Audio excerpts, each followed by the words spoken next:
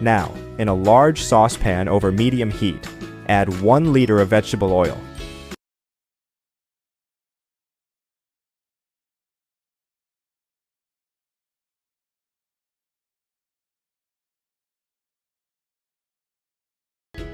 And once this oil is hot enough, add the chicken drumsticks we prepared and let them fry until golden brown. This is the right point. That recipe is ready. You may now serve and enjoy it. I hope you liked this recipe. Now I'll head to the comment section and leave a heart to everyone who left the name of their city. See you next recipe. Bye bye.